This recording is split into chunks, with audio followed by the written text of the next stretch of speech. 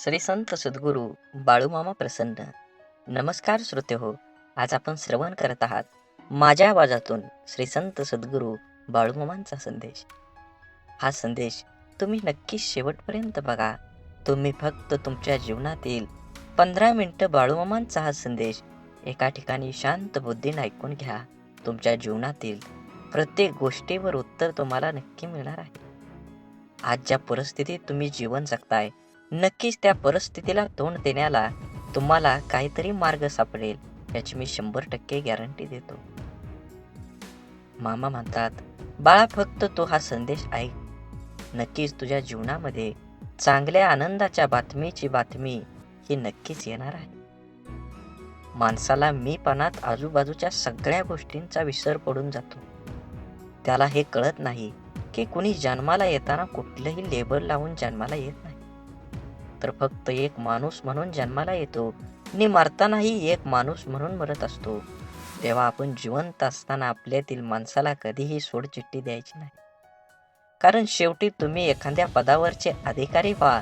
विविध कार्यक्षेत्रातील गुणवंत म्हणून कसे आहात यापेक्षा तुम्ही माणूस म्हणून कसे आहात हे जास्त महत्त्वाचं असतं. कारण आपलं हे गुणवंत व्यक्तिमत्व हे आपल्या आयुष्यातील यशाच्या शिखरावर असताना लोकांना भावलेली मुद्रा असते. त्या काळात आपल्या हाती सत्तेची दोर असल्यामुळे सगळेजण आपल्याला मान आदर देत असतात. आपल्या प्रत्येक गोष्टीला अतिशय युक्तीने दाद दिली जाते.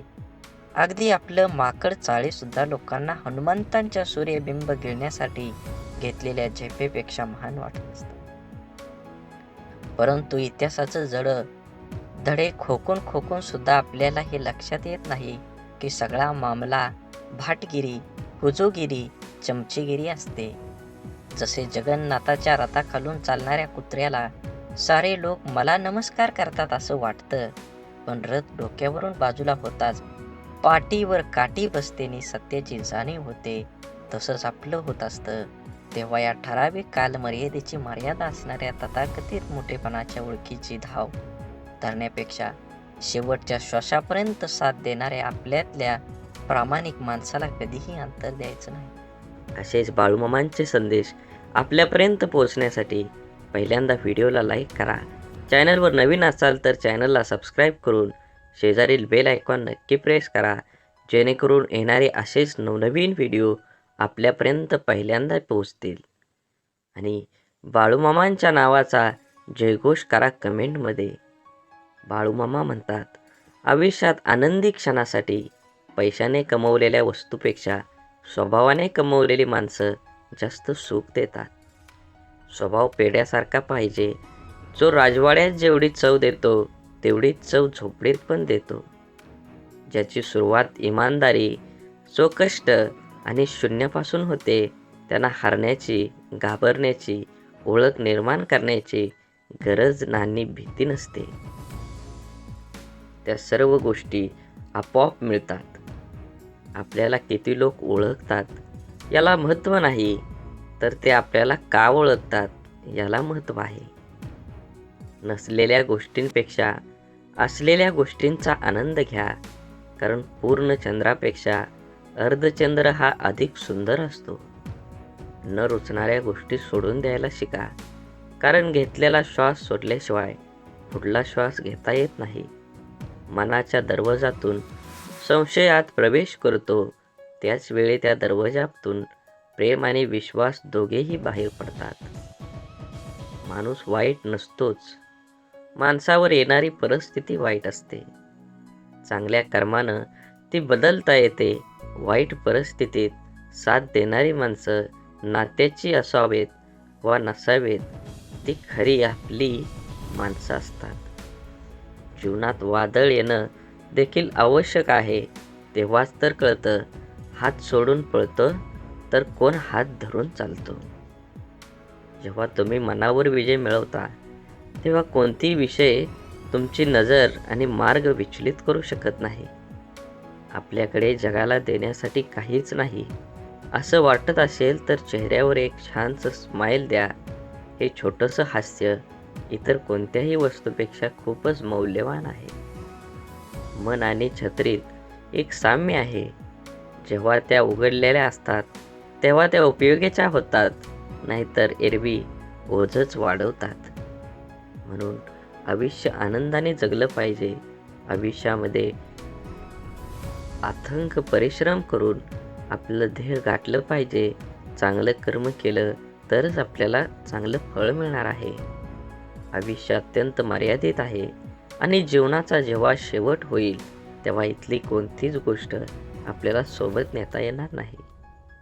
मग जीवनात खूप काटकसर कशासाठी करायची? आवश्यक तो खर्च केलाच पाहिजे. ज्या गोष्टीतून आपणास आनंद मिळतो त्या गोष्टी केल्याच पाहिजेत. आपण गेल्यानंतर पुढं काय होणार याची मुळीच चिंता करू नका. कारण आपला देह जेव्हा मातीत मिसळून जाईल तेव्हा कोणी आपलं कौतुक केलं, काय टीका केली, काय फरक पडतो? जीवनाचा आणि स्वकष्टाने मिळवलेल्या पैशाचा आनंद घेण्याची वेळ निघून गेलेली असेल. तुमच्या मुलांची खूप काळजी करू नका. त्यांना स्वतःचा मार्ग निवडू द्या. स्वतःचं भविष्य घडवू द्या. त्यांच्या इच्छा, आकांक्षा आणि स्वप्नांचे तुम्ही गुलाम होऊ नका. मुलांवर प्रेम करा. त्यांची काळजी घ्या. त्यांना भेटवस्तू द्या. मात्र काही खर्च स्वतःवर, स्वतःच्या आवडीनिवडीवर नक्कीच करा. जन्मापासून मृत्यूपर्यंत नुसतं राबणं म्हणजे आयुष्य नाही, हे देखील लक्षात ठेवा. तुम्ही 50शीत आहात. आरोग्याची हेळसांड करून पैसे कमवण्याचे दिवस आता संपलेले आहेत. पुढील काळात पैसे मोजून सुद्धा चांगलं आरोग्य मिळणार नाही. या वयात प्रत्येकापुढे 2 महत्त्वाचे प्रश्न असतात. पैसा कमवणं कधी थांबवायचं आणि किती पैसा आपल्याला पुरेल? तुमच्याकडे शेकडो, हजारो एकर सुपीक शेतजमीन असली तरी तुम्हाला दररोज किती अन्नधान्य लागतं? तुमच्याकडे अनेक घरं असतील पण रात्री झोपण्यासाठी एक खोली पुरेशी असते. एक दिवस आनंदाशिवाय गेला तर आयुष्याला एक दिवस तुम्ही गमावला आहात. एक दिवस आनंदात गेला तर आयुष्यातला एक दिवस तुम्ही कमवला आहात. हे लक्षात असू द्या. आणखी एक गोष्ट, तुमचा स्वभाव खेळकर, उमदा असेल तर तुम्ही आजारातून लवकर बरे व्हाल आणि तुम्ही कायम प्रफुल्लित असाल तर तुम्ही आजारी पडणार नाहीत. सगळ्यात महत्त्वाचं म्हणजे आजूबाजूला जे उत्तमनी उदात्त आहे त्याकडे पहा, त्याची जपणूक करा आणि हो, तुमच्या मित्रांना कधीही विसरू नका. त्यांनाही जपा. हे जर तुम्हाला जमलं तर तुम्ही मनाने कायम तरुण राहाल आणि इतरांनाही हवेहवेसे वाटाल. मित्र नसतील तर तुम्ही नक्कीच एकटे आणि एकाकी पडाल. त्यासाठी दररोज व्हॉट्सअपच्या माध्यमातून संपर्कात राहा. हसानी हसवत राहा आणि मुक्त दाद द्या. म्हणूनच म्हणतो, आयुष्य खूप कमी आहे, ते आनंदाने जगा. प्रेम मधुर आहे, त्याची चव चाखा. क्रोध घातक आहे, त्याला गाडून टाका. संकटे ही क्षणभंगूर आहेत, त्यांचा सामना करा. डोंगराआड गेलेला सूर्य परत दिसू शकतो, पण माथ्याआड गेलेला जिवलग परत कधीच दिसत नाही. नाती जपा. एकमेकांना आदर प्रेम द्या. नाहीतर आयुष्य हे क्षणभंगूर आहे, कधी संपेल कळणारही नाही. म्हणून नेहमी आनंदी राहा, आनंदी द्या आणि सर्वांना आनंदाने जगण्याचा प्रयत्न करा. कोण काय बोलणार हे आपण ठरवू शकत नाही, परंतु त्यावर काय प्रतिक्रिया द्यायची हे आपणच ठरवू शकतो. ज्या गोष्टी प्रत्यक्षपणे समोरच्या व्यक्तीला बोलता येत नाही त्या गोष्टी टोमणे मारून ऐकवण्याची सवय काही लोकांना असते. काही लोकांना मजाकमध्ये मनातलं बोलून घेण्याची सवय असते. समोरच्या व्यक्तीला जर राग आला तर मी मजाक केली असं बोलून विषय संपवायचा. एखाद्या व्यक्तीस लज्जित करण्यासाठी, दुःखी करण्यासाठी अनेकदा टोमणे आणि मजाक यांचा वापर केला जातो. सरळ बोलण्यापेक्षा एखाद्याला आडवं बोलणं, शब्दांचा टोला मारून अप्रत्यक्षपणे खिल्ली उडवणं, चेष्टा मजाक करणं यामध्ये काही लोकांना खूप आनंद मिळतो.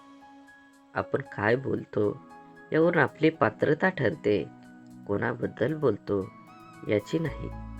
कधी कधी टोमणं हे चांगल्या हेतूने पण असतात, परंतु बोलण्याचा हेतू वेगळा आणि ऐकणाऱ्यांचा वेगळा झाला की गैरसमज होतात. त्यामुळे त्याचा परिणाम होतो.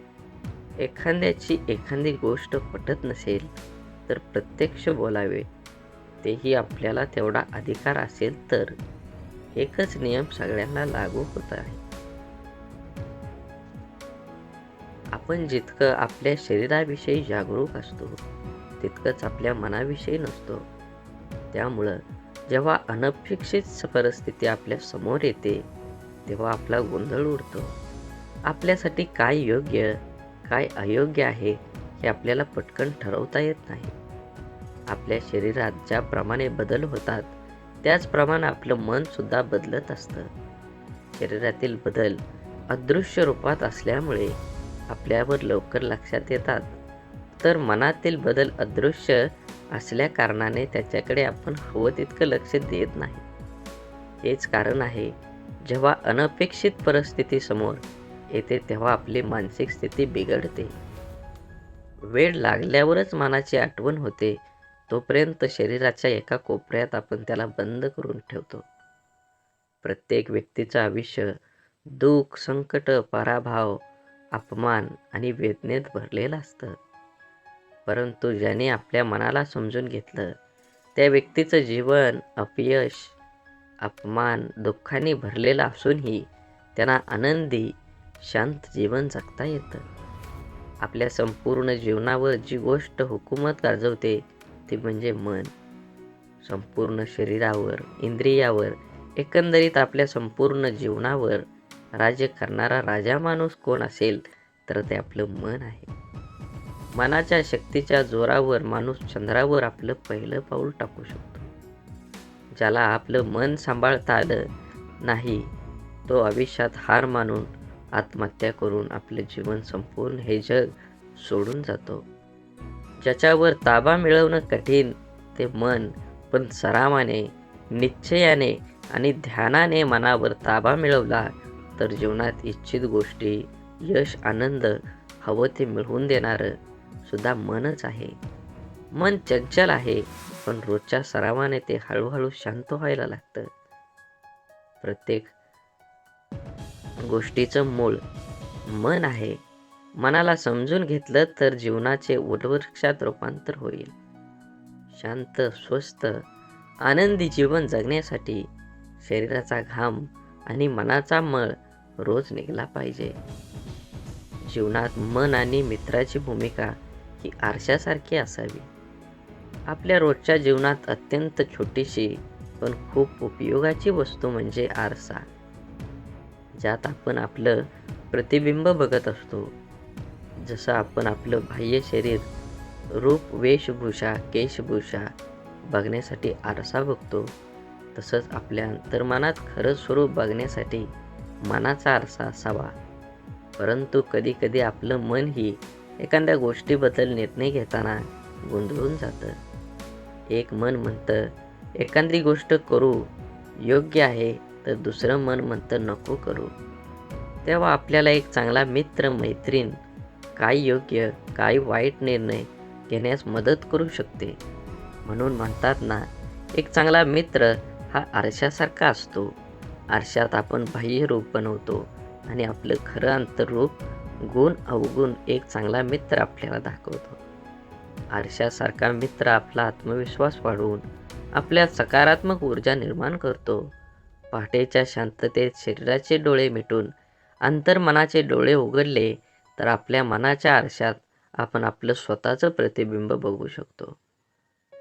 शांत, स्वस्थ, आनंदी जीवन जगण्यासाठी शरीराचा घाम आणि मनाचा मळ रोजच निघाला पाहिजे. आधार आणि उधार दोघांनाही धार असते, जी वेळ आल्यावर गळा कापू शकते. म्हणून जीवनात आधार शोधण्यापेक्षा आत्मविश्वास दृढ केला पाहिजे. आपल्या शरीराच्या पाठीचा कणा कमजोर झाला की नीट उभं राहता येत नाही. त्याचप्रमाणे आत्मविश्वास आपल्या मनाचा कणा आहे, तो कमजोर झाला की जीवनात यश मिळवता येत नाही. नुकते जन्मलेले गायीचे वासरू काही मिनिटात उभं राहायला शिकतं, ते फक्त त्याच्या स्वतःच्या प्रयत्नामुळे. सुरुवातीला उभं राहताना ते सतत खाली पडत असतं, पण प्रयत्न सोडत नाही आणि उभं राहतं. गाय हे सगळं निमूटपणे बघत असते. आपलं आव्हानाचं जीवनाचं तसं नाही. आपल्याला तर अनेकांची साथ, सहवास, मार्गदर्शन, आधार मिळत असतो. तरीही प्रतिकूल परिस्थितीत आपण हार मानतो. एकदा एका गृहस्थाकडे त्याचा आंधळा मित्र गप्पा मारायला आलेला असतो. त्याच्या गप्पा इतक्या रंगतात की अंधार कधी पडला दोघांच्याही लक्षात येत नाही. आंधळा मित्र जायला निघाल्यावर ते गृहस्थ त्याच्या हाती कंदील देतात आणि म्हणतात, बाहेर खूप अंधार आहे, कंदील सोबत घेऊन जा. यावर तो आंधळा मित्र हसतो आणि म्हणतो, मी तर आंधळा आहे, मला अंधार आणि उजेड सारखाच, मला कंदिलाचा काय उपयोग. तेव्हा ते गृहस्थ म्हणतात, हा कंदील तुझ्यासाठी नाही, डोळस माणसांसाठी आहे. ज्या कंदिलामुळे तुला कोणताही धडकणार नाही. त्याला ते पटलं आणि तो कंदील घेऊन रस्त्याने चालू लागला. मात्र थोड्या वेळात एक माणूस त्याला येऊन धडकतो. तेव्हा तो ओरडतो, अरे कोण आहेस? तुला माझ्या हातातला पेटता कंदील दिसत नाही का? त्यावर धडकलेला माणूस म्हणतो, अरे बाबा, तुझा कंदील विझून गेला आहे, हे तुझ्या लक्षात नाही का आलं? त्याचं ते शब्द ऐकताच आंधळा माणूस हसला आणि म्हणाला, नाही लक्षात आलं, पण आज एक गोष्ट मात्र कळाली. उसना घेतलेला उजेड फार काळ आपल्या उपयोगी पडत नाही. त्यासाठी स्वयंप्रकाशितच व्हायला हवं. आधारापेक्षा जीवनात आत्मविश्वास असायला हवा. म्हणून जीवनात खूप वेळेस आपण एखादी गोष्ट मिळवण्यासाठी खूप प्रयत्न करतो, तरीही ते आपल्याला मिळत नाही. आणि एखाद्या व्यक्तीला तीच गोष्ट कुठलाही प्रयत्न न करता सहज मिळून जाते. तेव्हा आपला देवावरचा विश्वास कुठंतरी कमी होतो. परंतु एक त्रिलाख सत्य आहे, या दुनियेत कुठलीही गोष्ट विनाकारण घडत नाही. कोणालाच कर्मापेक्षा कमी किंवा जास्त काहीच मिळत नाही. हे जर आपण समजून घेतलं आणि स्वीकारलं तर जीवनात सुखदुःख, यश अपयश सर्वच गोष्टी सहज स्वीकारल्या सोप्या जातात. आज आपण जे काही आहोत ते आपण भूतकाळात केलेल्या कर्माने आहोत, आणि आज वर्तमानात जे कर्म आपण करू हेच भविष्यात समोर येणार आहे. आयुष्यात काही गोष्टी आपल्या हातात असतात तर काही गोष्टी नसतात. ज्या गोष्टी आपल्या हातात नाहीत त्याबद्दल आपण काहीच करू शकत नाही. त्यामुळे आपण आपल्या हातात असणाऱ्या गोष्टींवर लक्ष दिले पाहिजे. नकारात्मक विचारांना आपल्यामध्ये येण्याची परवानगी देण्यापेक्षा शक्य असेल तेवढं त्यांच्याकडे दुर्लक्ष करणं हेच योग्य आहे. आयुष्य सोपंच आहे, आपण खूप अवघड पद्धतीने जगतो. आपल्या जीवनात जे आवडतं, जे हवं असतं ते मिळालं नाही की आपल्याला जगणं निरर्थक वाटतं आणि आयुष्य कठीण आहे असं वाटायला लागतं. आपल्याला जीवनात जे पाहिजे ते सर्व काही मिळू शकतं. त्यासाठी अट एकच असते, हवी ती गोष्ट मिळवण्यासाठी आपली स्वतःची तेवढी पात्रता असावी लागते. जीवनात फुकट काहीच मिळत नाही. हेच हवं असतं याच्या मोबदल्यात त्याची योग्य किंमतच द्यावी लागते. आपली जेवढी योग्यता, पात्रता असते तेवढीच गोष्ट आपल्याला मिळते. नशिबाने काही वेळेस कोणतीही कष्ट न करता आपल्याला जीवनात चांगल्या गोष्टी मिळतातही. पण आपण जर स्वतःला त्या लायक बनवू शकलो नाही तर त्या गोष्टी आपल्या जीवनात राहत नाहीत. चांगलं वागण्याच्या, चांगलं दाखवण्याच्या मुखवटा जास्त काळ धारण करता येत नाही. आपण जसे आहोत तसे जगात दाखवत नाही, म्हणून आपल्याला जगताना अनेक अडचणी येतात आणि आयुष्य कठीण असं वाटायला लागतं. आपल्या वागण्या बोलण्यात सहजता असली की आयुष्यात चांगल्या गोष्टी मिळतात आणि जगणं सहज सुंदर होतं.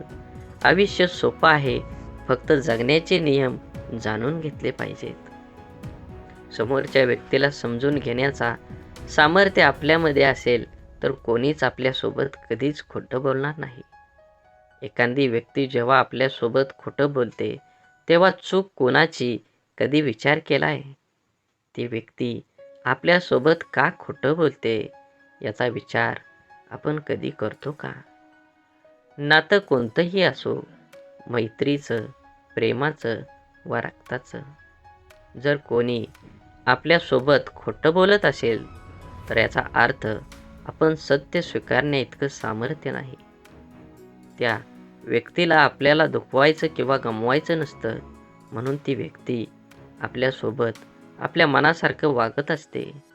आपल्याला जे आवडत तेच करणं किंवा वेगळं काही केलं तर खोटं बोलून लपवणं, या आणि अशा अनेक गोष्टी ती व्यक्ती आपल्यासाठी करत असते.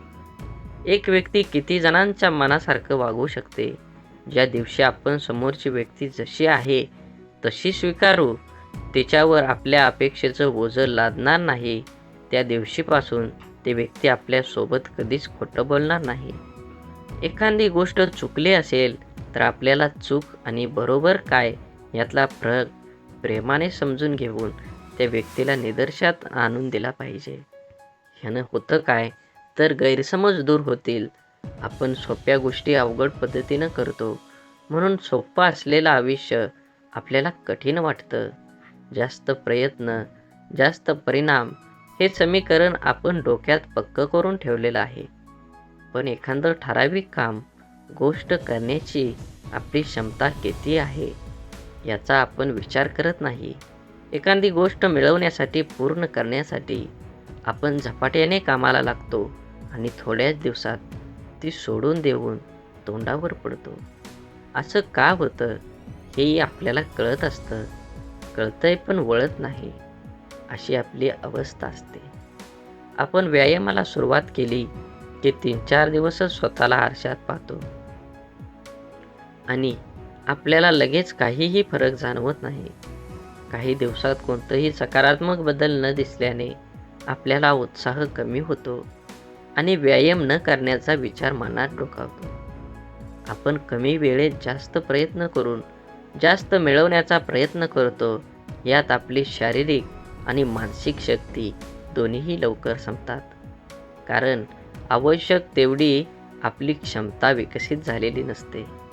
शक्ती संपली की उत्साह कमी होऊन आपल्याला व्यायाम करण्याचा कंटाळा येतो आणि आपण व्यायाम करणं सोडून देतो. इच्छित सकारात्मक परिणामांसाठी कमी वेळेत जास्त प्रयत्न करण्यापेक्षा कमी पण सातत्यपूर्ण प्रयत्नांची गरज असते. वर्षभर अभ्यास करायचा नाही आणि परीक्षा जवळ आली की दिवस रात्र अभ्यास करायचा. अशा सवयीने परीक्षेत यश तर मिळत नाही, उलट आजारी पडण्याची शक्यता वाढते.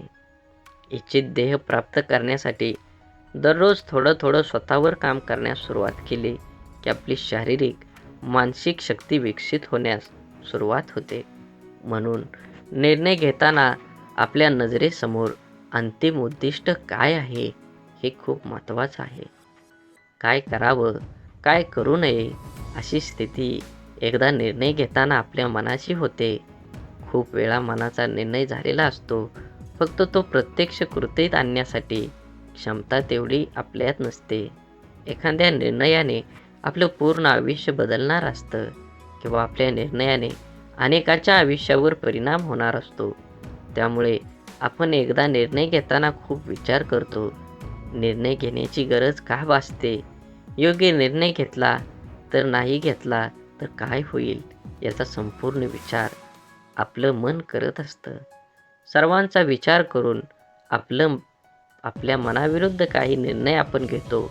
पण किती दिवस आपण मनाशी तोडजोड करू शकतो?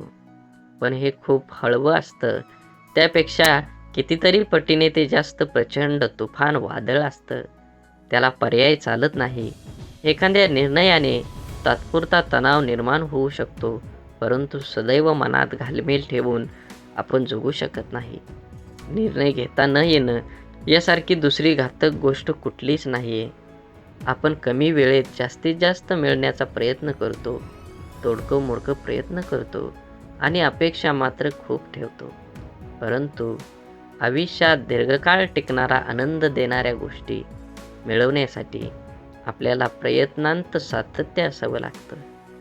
आपल्या देहाचं वाटेत अनेक गज खोळगे येतात. त्यांना पार करून आपल्याला देहापर्यंत पोचायचं असतं.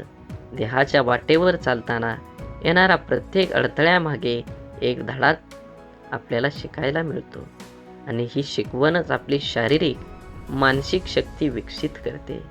त्यामुळं पुढचं एक एक पाऊल टाकणं सोपं जातं. देहापर्यंत पोचण्याच्या प्रवासात येणारी संकट अडचणी यांना आपण कसे हाताळतो यावर पुढचा मार्ग अवलंबून असतो. या प्रवासात आपण स्वतःला घडवत असतो. एक विशिष्ट ओळख आपल्याला होते. नवीन गोष्टी अनुभव समोर येतात आणि आपलं डोकं त्या दृष्टिकोनातून विचार करायला लागतं. काय करावं, काय करू नये ही महत्त्वाची शिकवण आपल्याला मिळते. आपण ठरवलेल्या देहाच्या प्रवासात खरा आपला व्यक्तिमत्व विकास होतो. मनाला आत्मविश्वास निर्माण होतो. स्वतःला खरी ओळख होते. म्हणून जीवन एक अभ्यासक्रम आहे, परंतु यात सर्वांसाठी रोज नवीन आणि वेगळा पाठ असतो. मग आपण इतरांचाच बघून जगत राहिलो तर जीवनात पास होणार आहोत का? कितीही विचारी अभ्यासू व्यक्ती असली तरी कधी ना कधी कुठे ना कुठे चुका होतच असतात. जीवनात कोणीही परिपूर्ण नाही. ज्यांनी यश मिळवलं आहे त्याने फक्त परीक्षकासारखा न वागता सर्वांसोबत समंजसपणे वागणं इतरांचा द्वेष रोष कमी होऊ शकतो.